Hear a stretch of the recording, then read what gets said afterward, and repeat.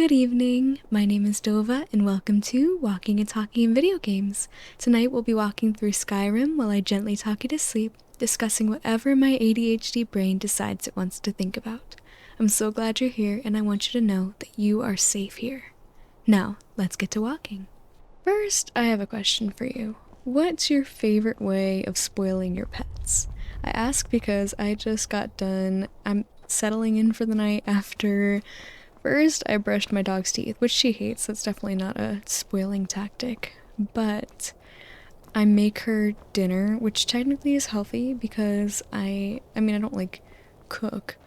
To her she might think that I'm cooking. Might be the impression that I give off. But I scoop up a small bowl of dog food, like no more than a cup's worth. But she's 80 pounds. She eats throughout the day, so this is just like a little special dinner is what I call it. Callie's special dinner. And I put this supplement it's called Bernie's Perfect Poop. And sorry to start off this video talking about that, but it's a supplement that's good for the tummy and it's cheese flavored, so obviously delicious. And then I put salmon oil on top, which she freaking loves the taste of. It smells super fishy, but she absolutely loves that stuff. And I just mix that into her food and that's her special dinner. And that all that stuff is meant to be healthy for her, but she absolutely loves it.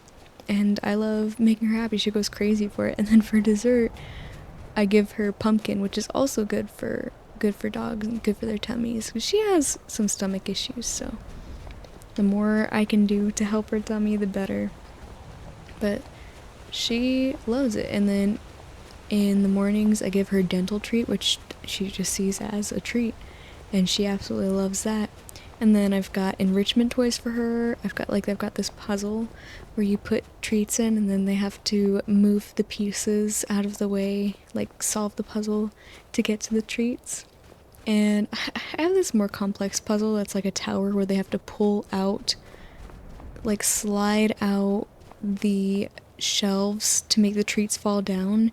And she hasn't gotten the hang of that one, unfortunately. She's not real big on grabbing things with her teeth in that way, unless she's like pulling apart a toy. But so I haven't been able to really get her to understand that one, unfortunately. However, she will move things with her nose, and when she gets frustrated, she will paw and claw at the other puzzle to try to, because there's some pieces where you just have to push them a little bit out of the way, but then there's other pieces where you have to push one piece and then push the next piece to get it out of the way. And as smart as she is, unfortunately, that one stumps her and she gets frustrated and will just claw at the thing, trying to, beat it into submission. I'm not sure. But that, and I've got a snuffle mat for her, which is good for enrichment. Basically, you hide the treats within. There's flaps of fabric and little puff balls where you can stick the treats in. Basically, they just nose around the mat and try to pull the treats out of all the little hiding places. So she likes that. Well, of course she likes it because she gets treats, but that's a good enrichment toy. And I've got lick mats, which are I really like to use pumpkin with them. You can also use peanut butter, but it's so much harder to clean out. Basically, it's a silicone mat with a bunch of different shaped ridges where you put in some kind of, like I said, pumpkin, peanut butter, whatever. And they have to lick it out, and you can freeze it to make it last longer. I generally don't. I just smear the pumpkin in there, and then it lasts long enough, 15 minutes or so. Well, maybe 10 minutes before they get bored, but if you can get them to get interested in it again, then maybe 15 minutes. And I've made her little popsicles before, but those are a lot messier because, they can't just swallow them immediately. Or, well, they might, but, be careful.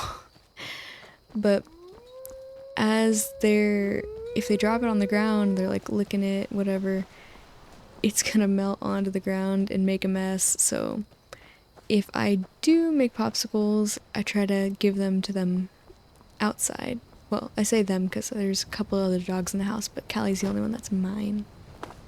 And gosh, I love her to death. And I've got all sorts of like accessories for her for like adventuring.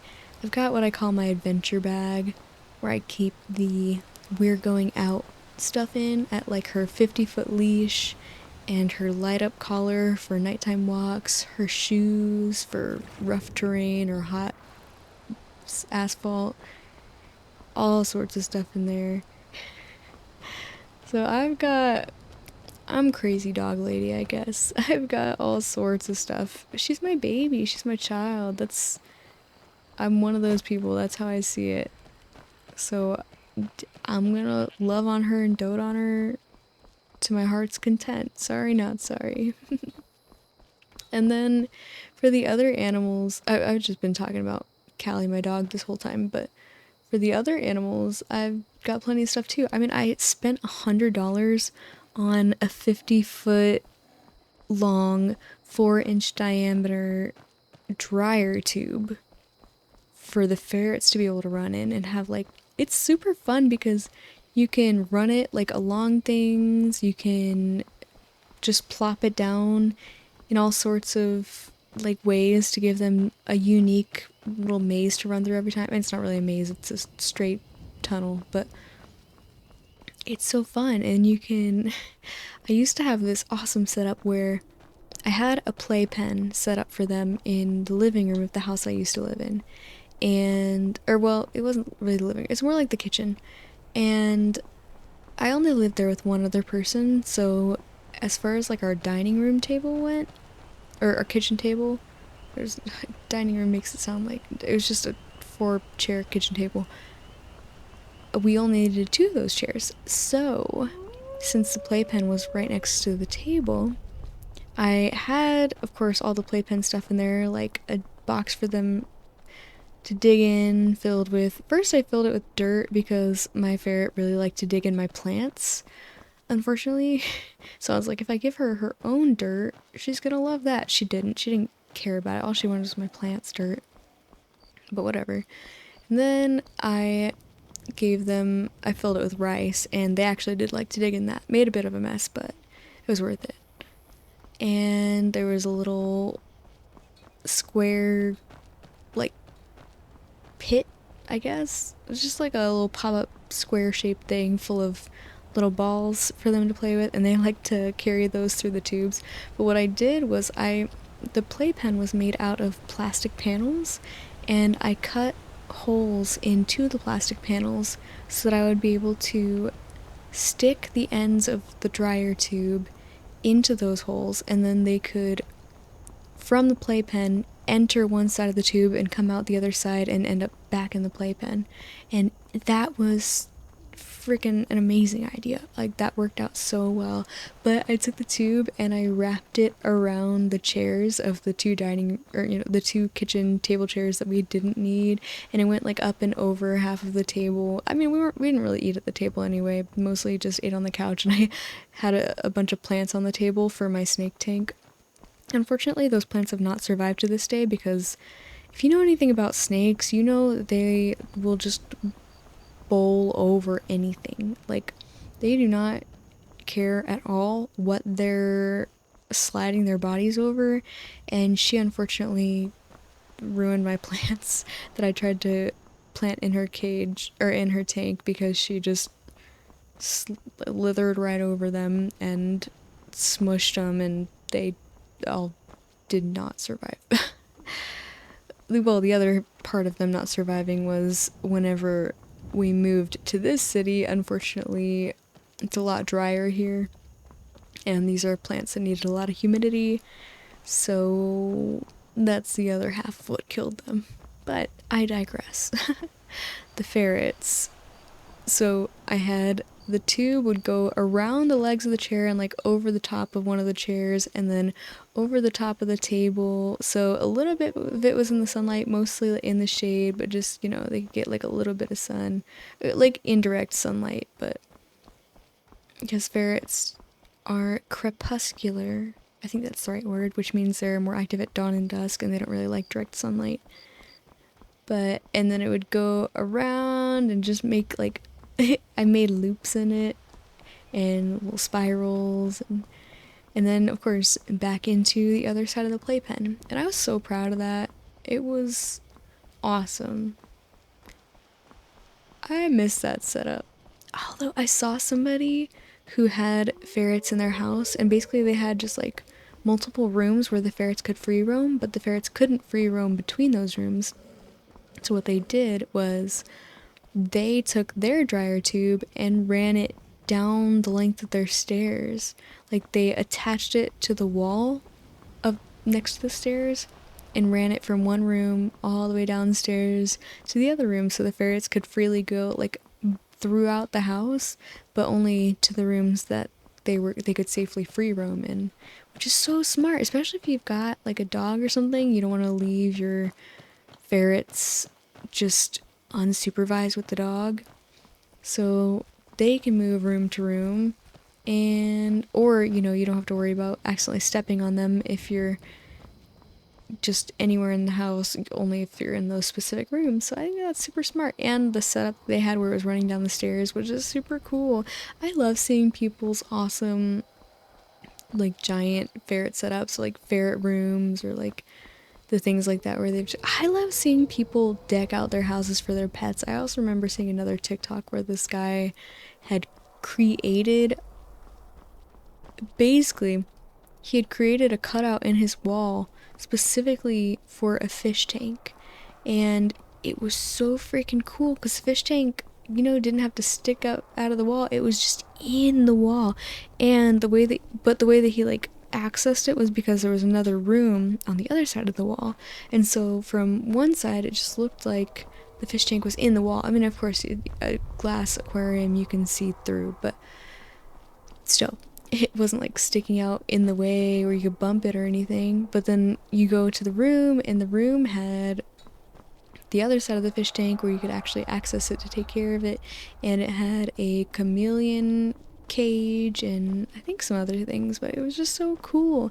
Also, you know what else is super cool? Fish tanks that are also other things, like where the fish tanks that are like also a coffee table. I don't really know how you properly care for those, but I mean, as long as like the fish are well cared for, I think it's super cool if you can make a fish tank also be something else, like a coffee table, or those aquariums that are like built underneath the stairs to where they're like, instead of having a room under your stairs, but we used to have a bathroom under the stairs, or our current house has a closet under the stairs, you have a fish tank, a huge fish tank, and I think that's super cool. I love stuff like that. But back to spoiling your creatures. Another thing, something that I really want to do with my snake tank. So she's a Brazilian rainbow boa. They are a tropical species from the Amazon rainforest. And wait, is that the right rainforest? They're from Brazil. I don't remember where the Amazon rainforest is. Forgive me, please. I'm sorry. For being dumb. Anyway, they are from a rainforest somewhere. Anyway, so they're a very tropical species. They need like 16 to 90% humidity levels in their tank at all times, or they could get very sick very easily, very quickly. But sorry, I remember the point I was trying to make. So some things that you can and should do to keep their humidity up. You get like a humidifier or a fogger, a mister, whatever. And I have a fogger, and so I really like seeing the tank get foggy. It looks super cool. But another thing you can and should do is have a pool of water, running water. You have a filter, like creating a waterfall. So right now, I originally had, so I'd gotten this pool for my ferrets, but they don't like swimming. I don't know if any ferret likes swimming, so I don't really know if the pool for ferrets is a good, like, was a good product to create those you know, whoever created it created. I don't know. But I wish they did like swimming because I thought it was going to be fun, but no, they don't. Did not care and hated it whenever I tried to like introduce them to it. So whatever.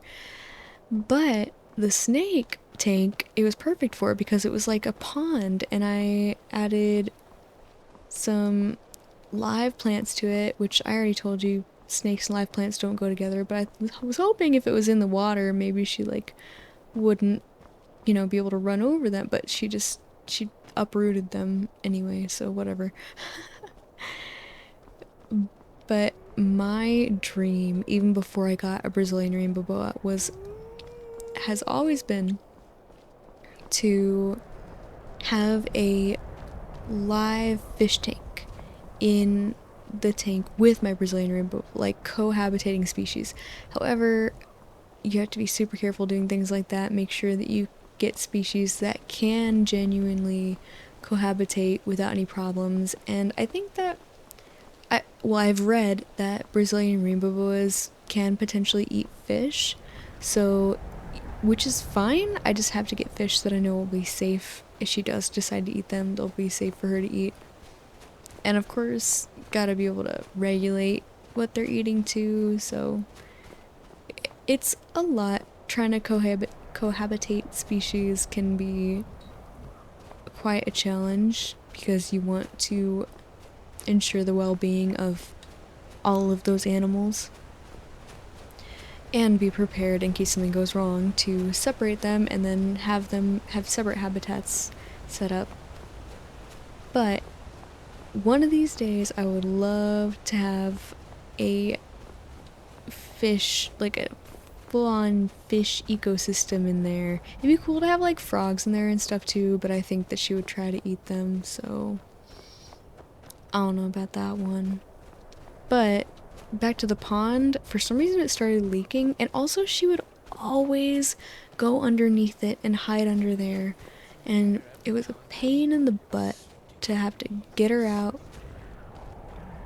So I eventually switched out the pond to a tank, a 10-gallon tank, and now that's her water source, which it's a lot easier. Well, no, not easier, because the original water filtration system that I had in the pond was a fake rock waterfall. And, well, I guess it's not really fake. A waterfall is a waterfall if the water's falling. But it was this cool little fake rock waterfall. Like, the rock was fake. But it didn't really work in the 10-gallon tank that I got because it was too big. So instead I just got a normal aquarium filter that pours water out the top. So a little boring, but it is what it is. And also the piece that's supposed to hold it up against the back of the tank, somehow she managed. This snake, man, they just do not care. They will climb on anything, knock anything out of their way. They do not give a crap.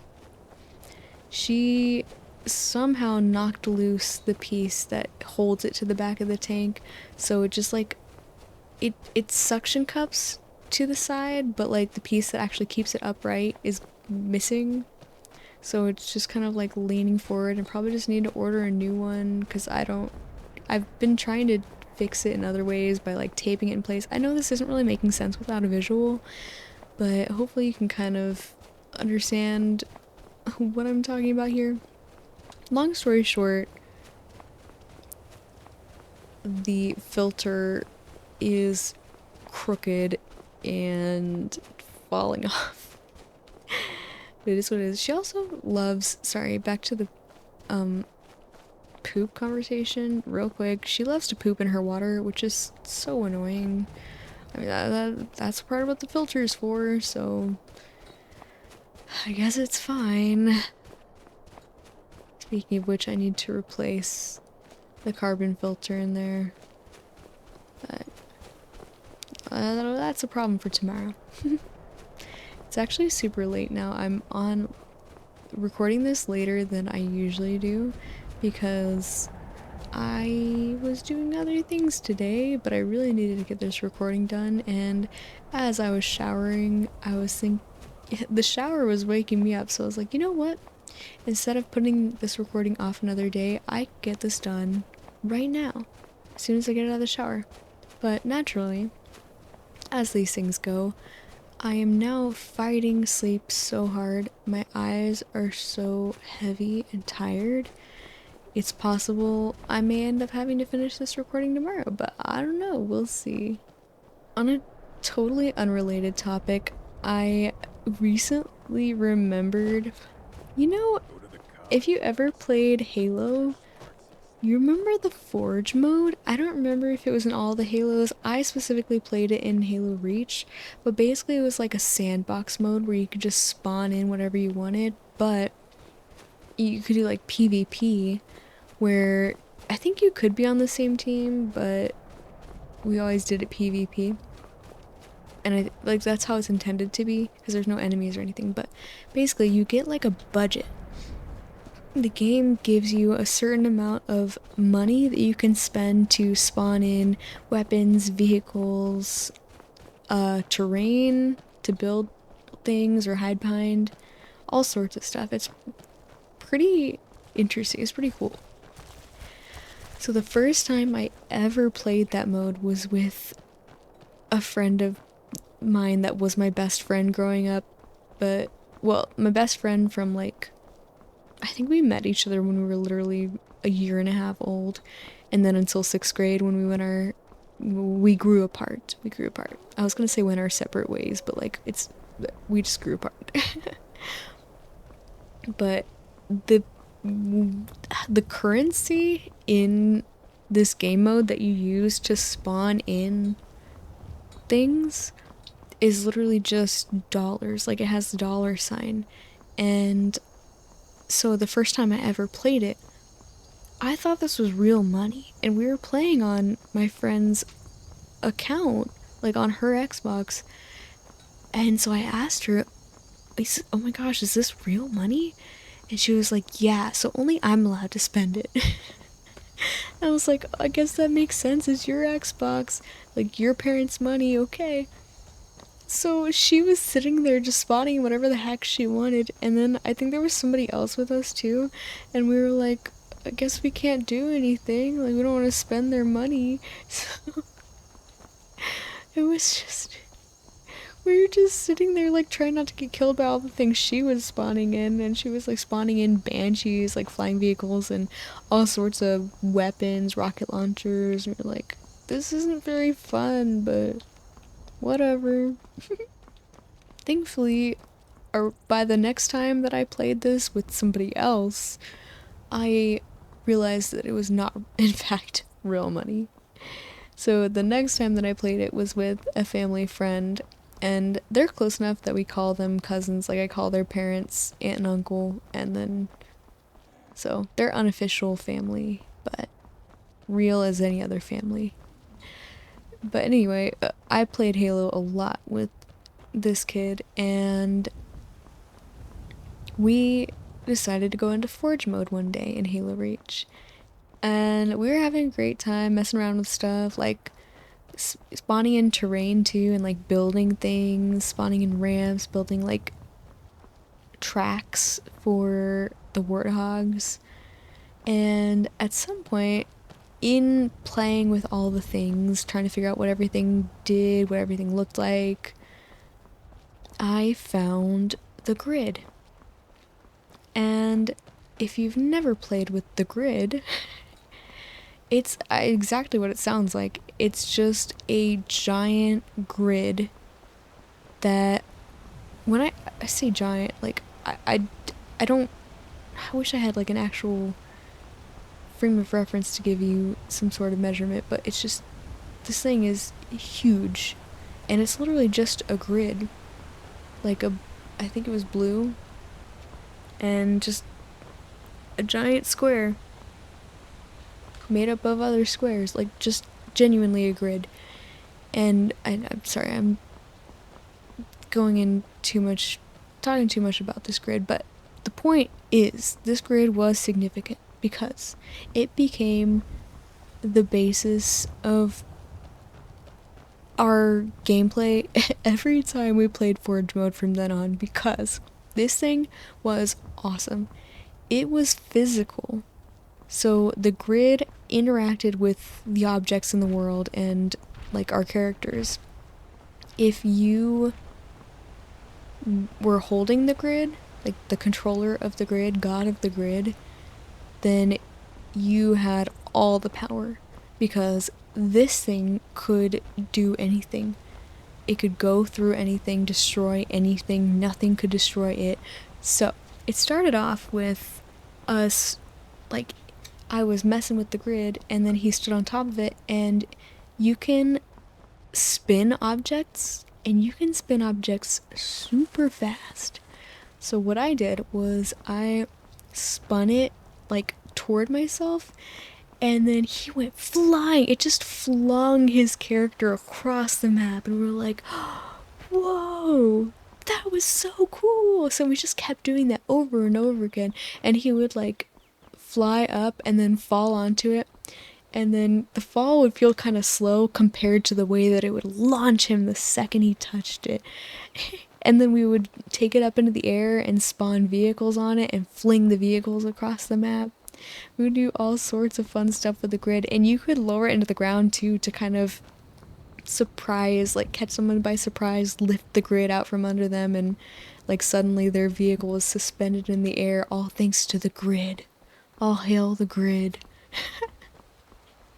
The grid was so much fun. If you ever get a chance to play Forge mode, at least in Halo Reach, because it's the only one that I am familiar with a friend, pull out the frickin' grid and fling them across the map.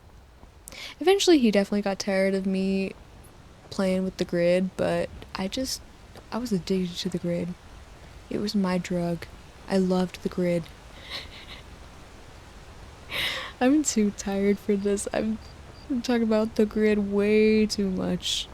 I'm so sorry. But that, man, I freaking love Halo. I remember Halo 1. Halo 1, when I was playing it when I was in first grade. You know what? I don't actually remember much of Halo 2, but I'm pretty sure it was Halo 1 that I was playing at that time. I remember Halo 1 pretty well. Well, somewhat. I remember it the most out of the ones that I played around that time, like Halo 1 through 3.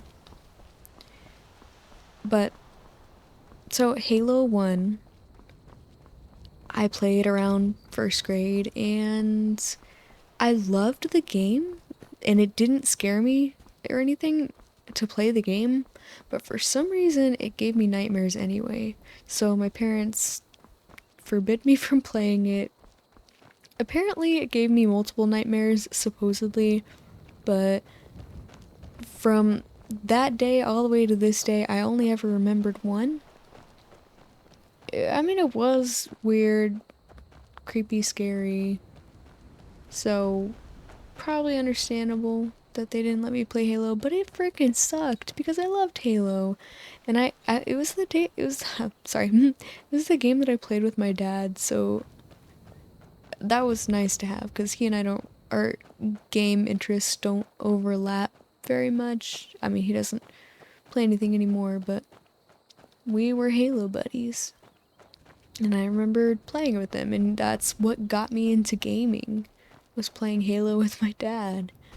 So, not being able to play it, well, that sucked. Especially since, like I said, that cousin, quote unquote, of mine played it all the time, and so he would want to play it with me, but I was like, I'm not allowed to play it, and I never knew when I was gonna be allowed to play it, except for one day, whenever I was like a teenager, I think, I just finally played it with him, and I didn't get in trouble.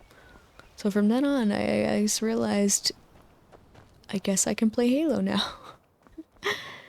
I mean, I had those nightmares all the way back in first grade, so pretty sure I can handle myself now. But eventually my dad and I got back into playing Halo, and around that time was back when Halo 4 came out. So we played quite a bit of Halo 4. Halo Reach and Halo 4 are the two Halo games I've played the most. And with Reach, well, actually with both of them, it's mostly just that I've restarted those games so many times because just playing with different people, we start at the beginning every single time. So the amount of times that I've punched those ostriches at the beginning of Halo Reach to death, I've absolutely lost count. You can't just let them live. I'm a puncher in Halo. I prefer, because punching is so powerful, like the melee attack is so powerful. So I would much rather walk up behind an enemy and just punch them in the back, kill them like instantly or very fast, than sit there and shoot them over and over again. Unless I'm like, if I'm playing like the firefight mode and you can choose your loadout, like choose your weapons, I like to just give myself a sniper rifle and a rocket launcher, do unlimited ammo, and just sit there and murder everything. I probably wouldn't have as much fun with that now. It's pretty freaking OP, let me tell you. Oh, and you gotta give yourself the jetpack. That you just jetpack around and rocket launch everything. It's insanely overpowered and it's a blast for a little while. But definitely not a challenge, so it can get boring pretty fast. But that was just what I love to do. I haven't really played Halo in a long time, but I still have a lot of nostalgia for it. Well, a couple of years ago, I played a little bit of Halo Infinity. Infinity, right? I'm pretty sure, yeah. With a friend, but I think it does have a story mode, but we didn't get that far. And the fact that it's like more open, because it's like kind of an open world, right? I got lost and couldn't really figure out where I was supposed to go. So yeah, and then we never touched it again. It is what it is, but the Halo games are like kind of big. I used to have the whole Master Chief collection on my Xbox because I had Game Pass at the time and had downloaded it, but it was like 100 and something gigabytes. And you know what else is hundreds of gigabytes? Is Arc. And unfortunately, I could not have both if I wanted to have any other games. So I ended up having to delete the Master Chief collection. I wasn't ever playing it, to be honest. So it is what it is. But as many times as I've started Halo Reach over and over again, I have actually completed it like maybe twice. But that's enough. That's enough times, and I will take that.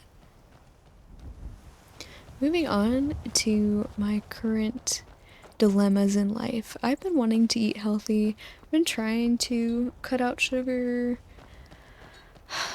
but I hate controlling what I eat. Like, I hate diets. And so I'm just doing my best, and then if I feel like a blood sugar crash, then, pop a little bit of little Debbie's snack cake or something in my mouth, and don't beat myself up over it. Right now, what I'm focusing on is I used to have a Coke every day with dinner.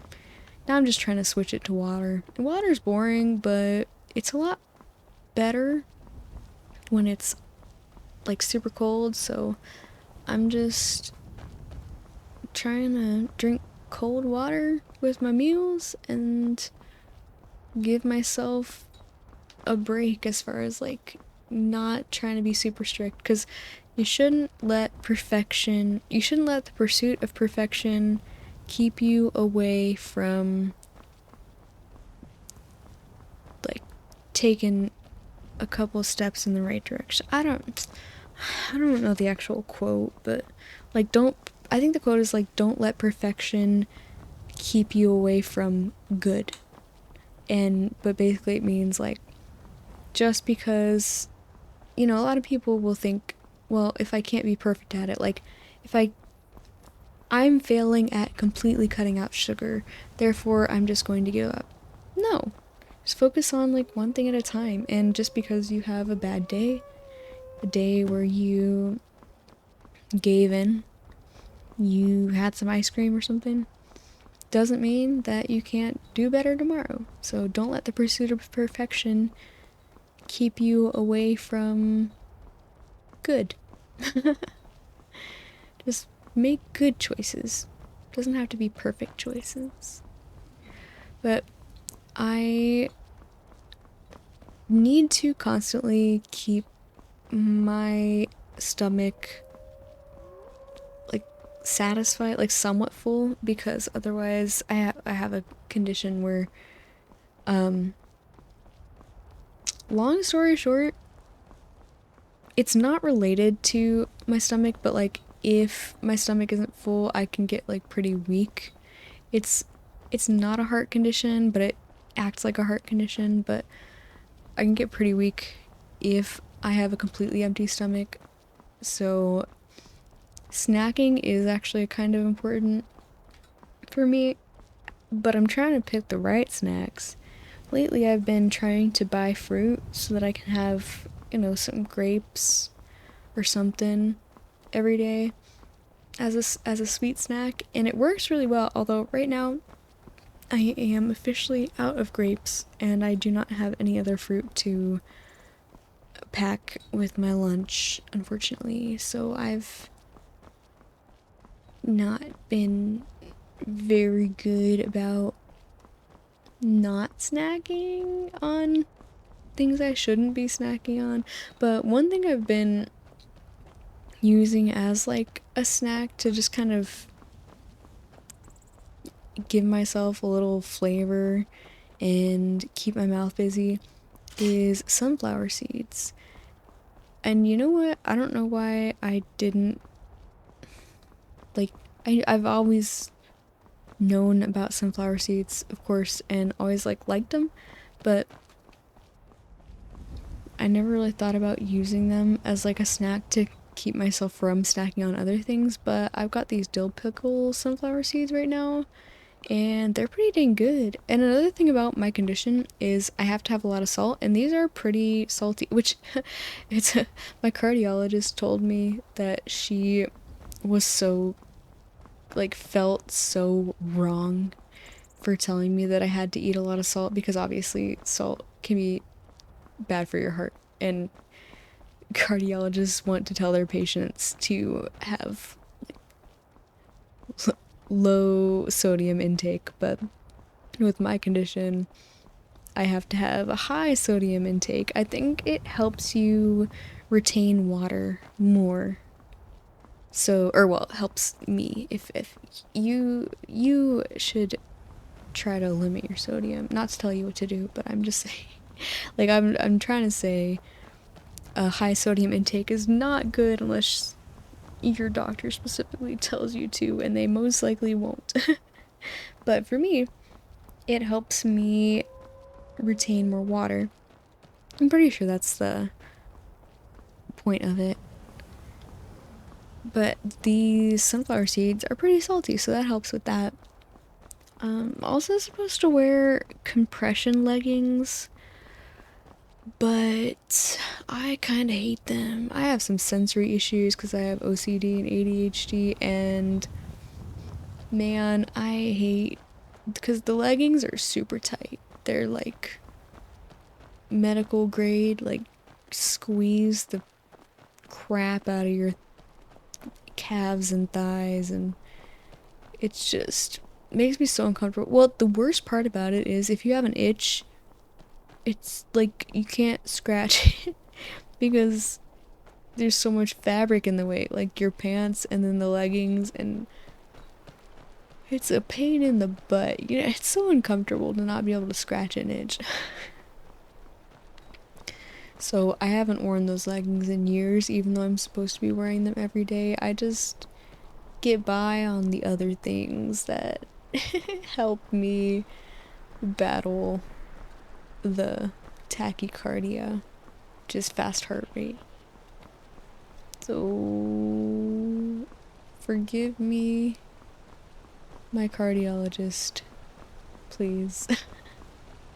You know what? I went recently and she did not ask me about the leggings, so that's good. I mean, things have been going pretty well. Medicine is the biggest thing that helps more than anything.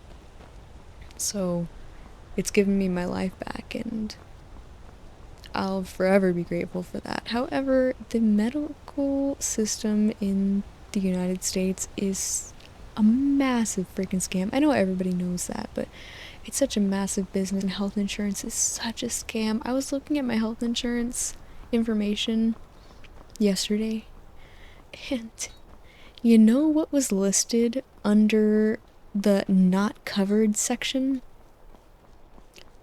Medically necessary treatments. What the heck? What is that supposed to, I thought that, isn't the whole point of coverage to cover medically necessary treatments? And I know obviously they're very picky about, like, they get to decide what they deem medically necessary, quote unquote. However, why would they list medically necessary treatments under the not covered section? What? And this is the health insurance I get through my job, so like, it's not even like I have a choice unless I want to spend, literally, there are two plans for the health insurance I get under my job. There's the $50 a paycheck version, which is the one that I have, so that's $50 every 2 weeks, or the $700 a paycheck version. Obviously, I chose the $50 paycheck version because if I chose the $700 paycheck version, I would have zero money left over. So that's, you know, awesome. I wonder if that version covers things that are actually important. I'm just getting by on a hope and a prayer, begging whoever out there might listen that I do not get into some sort of freak accident and actually need medical care. At risk of being smited by the America gods,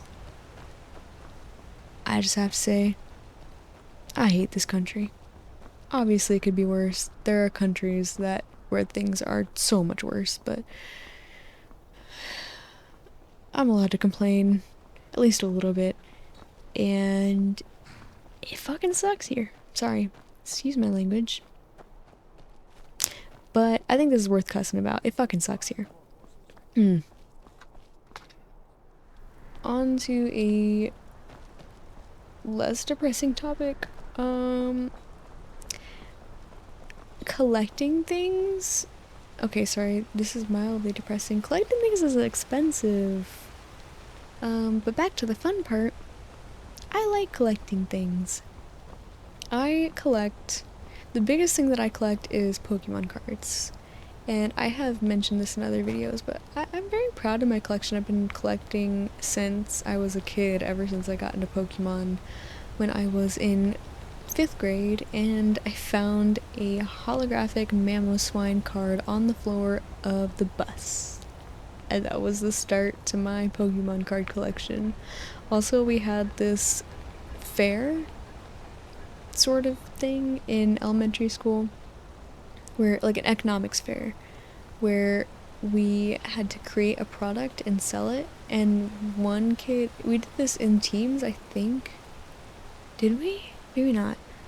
But anyway, everybody had to create a product to sell at the economics fair, and this one kid, his product was just Pokemon cards that he wrote better stats onto. Like, instead of 100 health, this Mamoswine has 10,000 health. And I think he sold a decent amount because everyone loves Pokemon. I think I bought like one thing from him because he was my crush. I do not have the card anymore, nor do I remember what Pokemon was on it, but I loved it at the time because he was my crush. He was my crush for 3 years because we were in the same class for 3 years because of the gifted and talented program. I know, I'm so gifted and talented. But anyway, my Pokemon card collection absolutely exploded once I really started collecting. I would save up all of the money I earned from chores and spend it on booster boxes. And that was back when you could get booster boxes for $90. I think occasionally you can still get booster boxes for deals like that, but I don't, well, just because I've seen them on eBay doesn't necessarily mean they're real, but I mean, maybe like I think like $143 is retail, if I'm remembering right. I mean, not right now, because right now you can't get Pokemon cards like at all, and they're all selling for insane amounts. But the good thing about if you have a collection of them is that the prices for them right now, it's good selling prices because Pokemon is huge right now, and everything's selling for a considerable amount, especially if you have sealed stuff. If you have sealed stuff, rip it if you want to, open it if you want to. But if you're like hesitant and you're like, well, it might be better to just keep it sealed, keep it sealed, keep it sealed. Or just like sell it off and then buy the card that you want from the set that you're thinking about. But it means so much more if you actually get to pull it yourself. However, if you really want the card, just buy it. And then buy some extra of the set to rip it. Well, don't buy right now, because right now the only way to get that stuff is through scalpers, and we don't want to support them. But as much as I would love to be able to go back to just like buying a pack of Pokemon cards every once in a while, I will resist. I will hold off. I will not spend $15 on one pack of cards. No. Instead, I will just survive off of the collection I currently have and open packs for free in Pokemon TCG Pocket, even though it doesn't actually mean much because it's not real. It's fine. But I love my collection of Pokemon cards, and so many of them are tied to memories. There's nostalgia attached to them. I look at them and they just bring me back. So I love my collection so much, and I love thinking about simpler times when I was opening a booster box of the Platinum Arceus set at a volleyball game, because my mom was a high school teacher and we were at a high school volleyball game, and obviously I was not interested in the volleyball because sports, ew. So I was just sitting there opening my 36 packs of Pokemon cards, pulling level X's, and having no idea how much they would be worth 10 years from, well, probably not more than 10 years, because that was back when I was in either elementary or middle school, and that was like 15 years ago. 15 years down the line, when I would be enjoying the pulls that I got.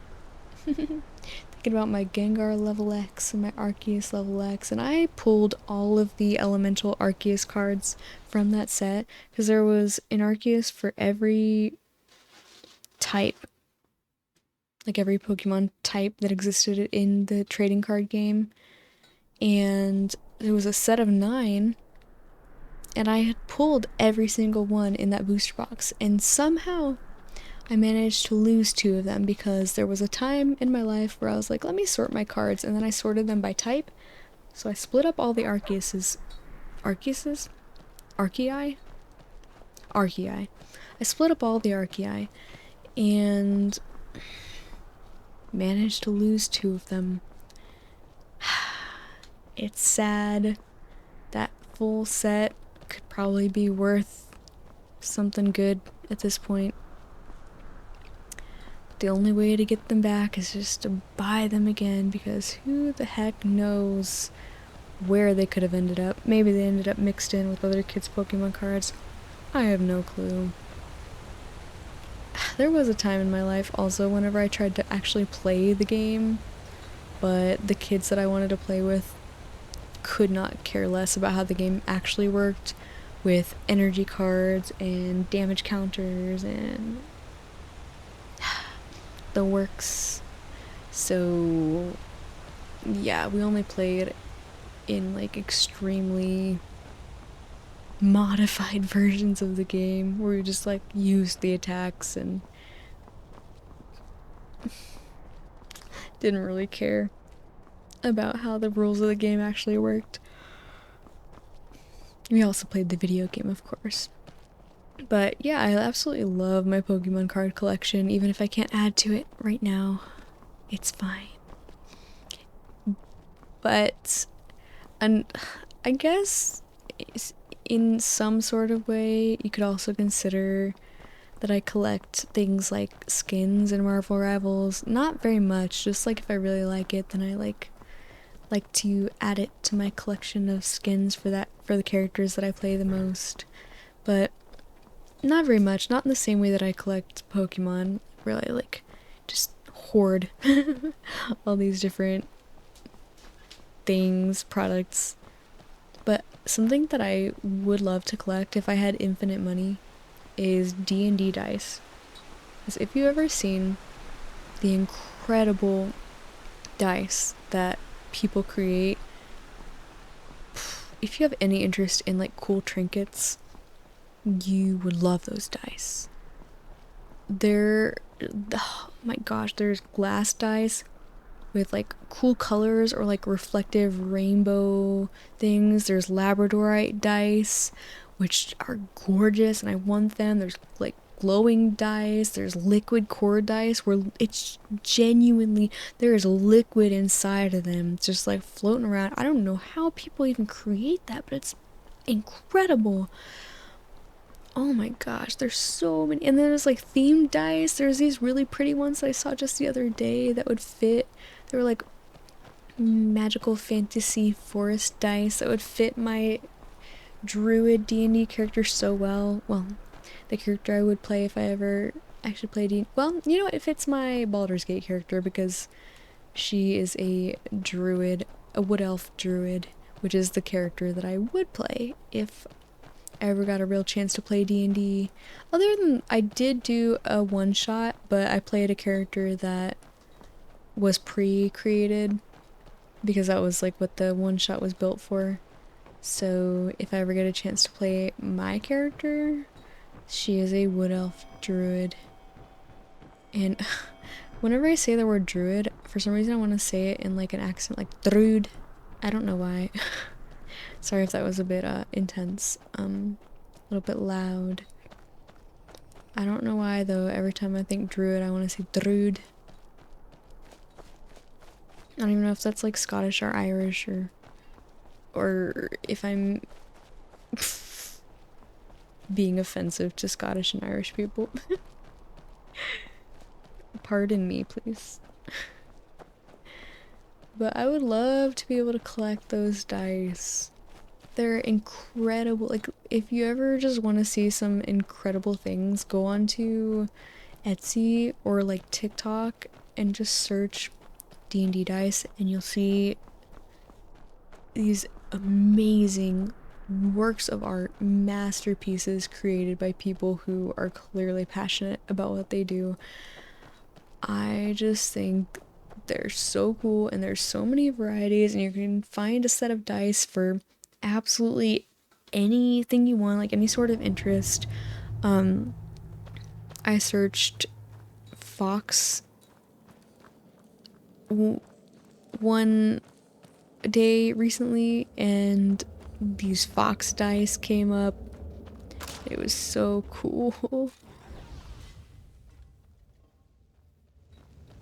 It was like little landscapes with little fox, like miniature foxes inside the dice.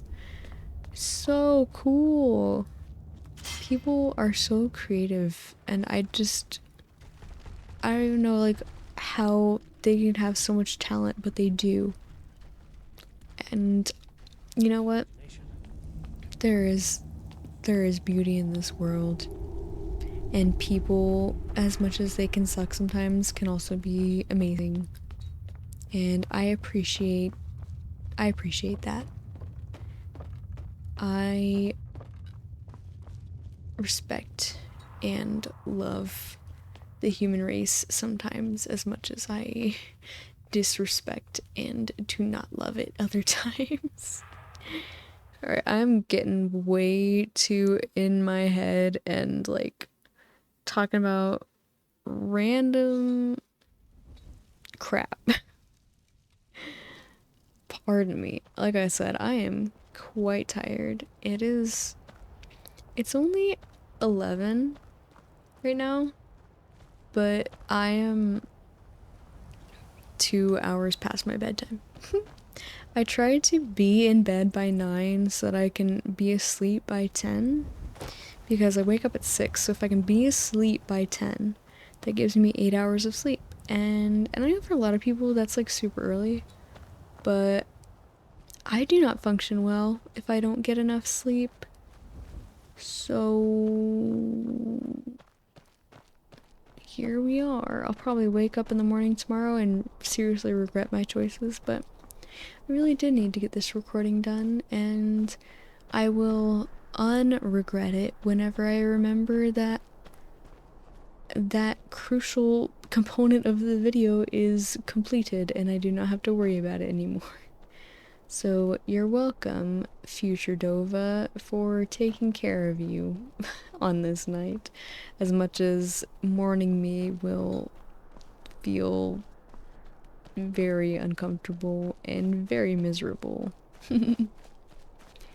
It's all worth it in the end. And the things you see in Skyrim sometimes can be very questionable.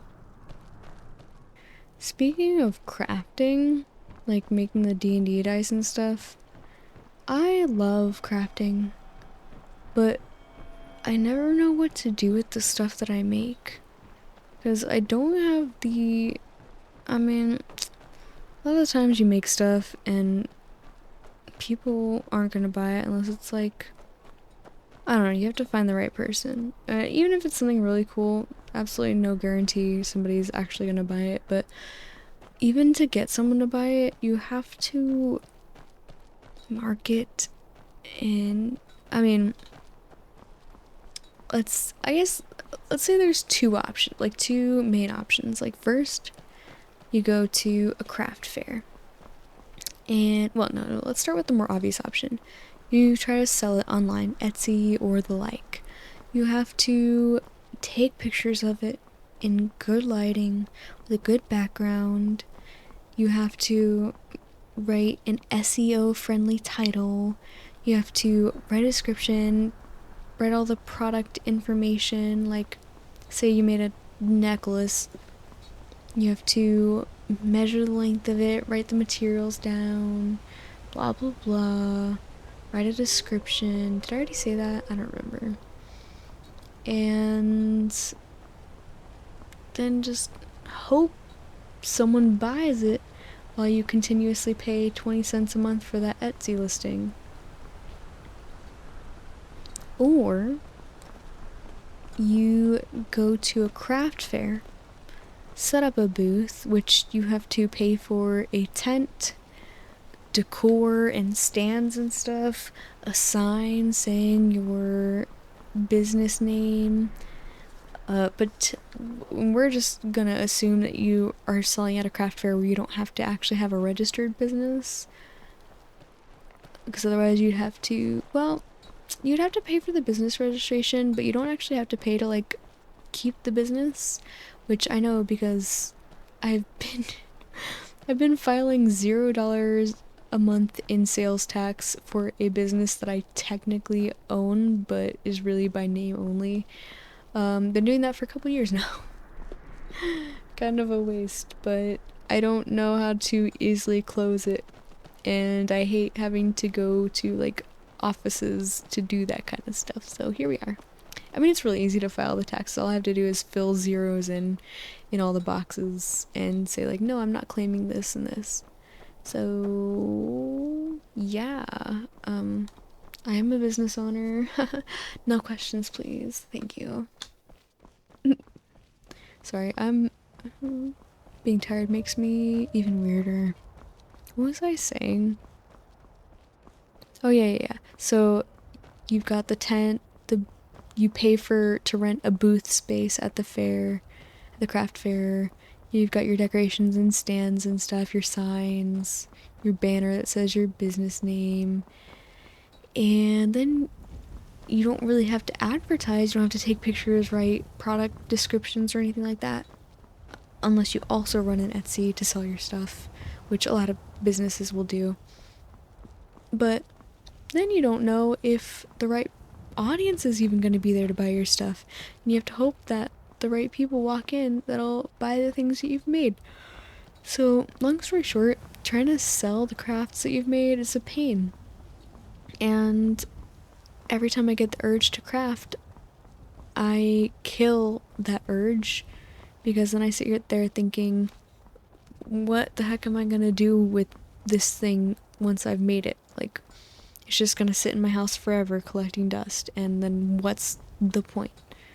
So, which is exactly what has become of most of my things that I've crafted, things that I've painted, drawn, created, strung together, glued together, whatever.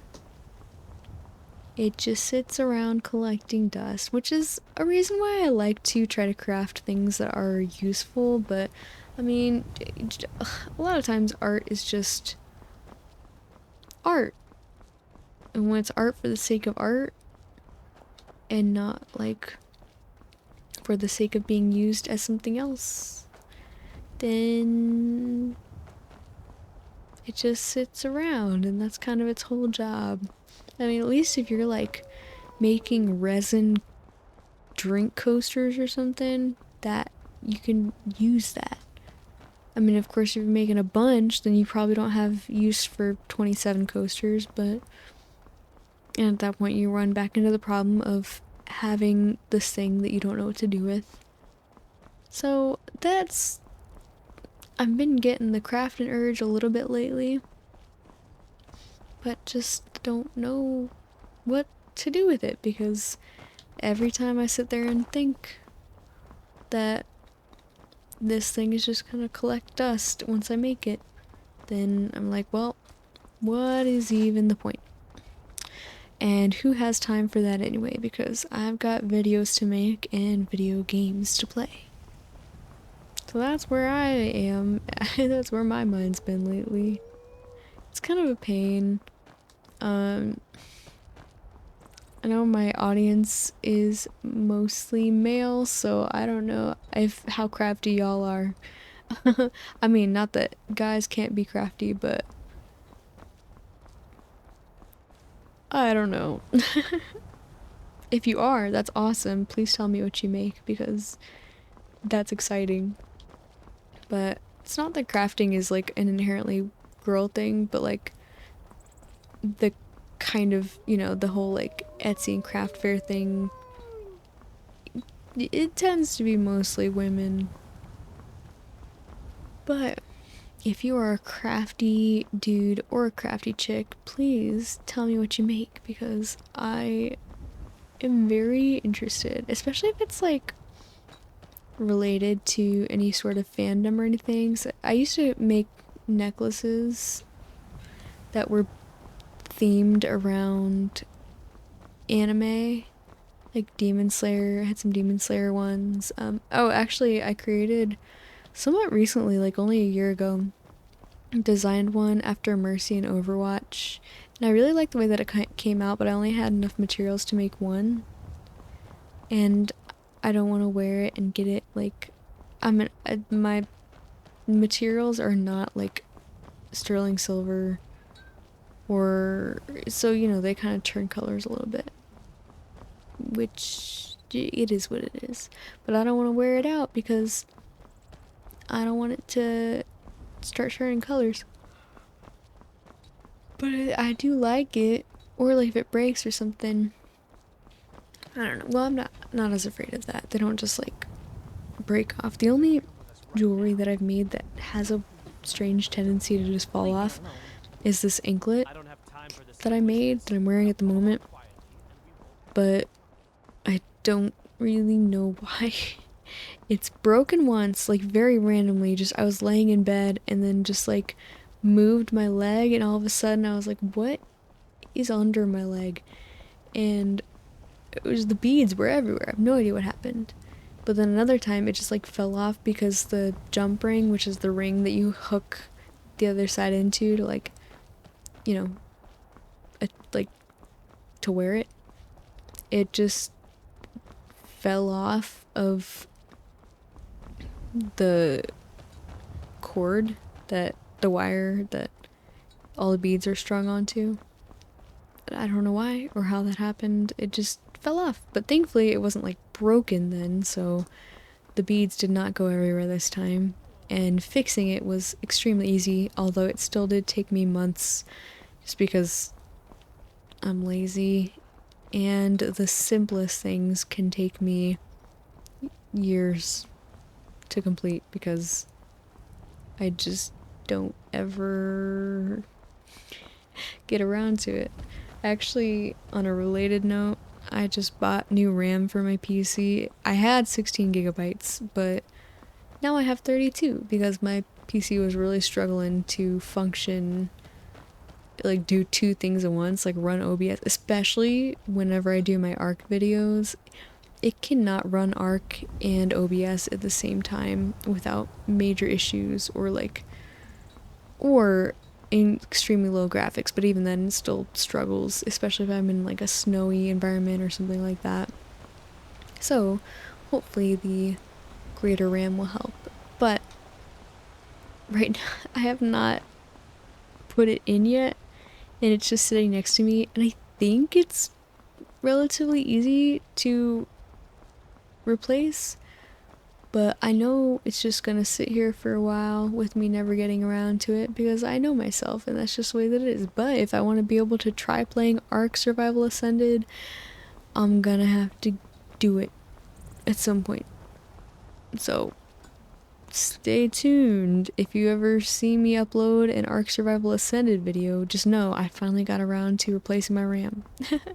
Although I might have to replace the graphics card too because that game is intensive. Supposedly my PC meets the minimum requirements for it, but whenever I've tried to open up the game, I can't.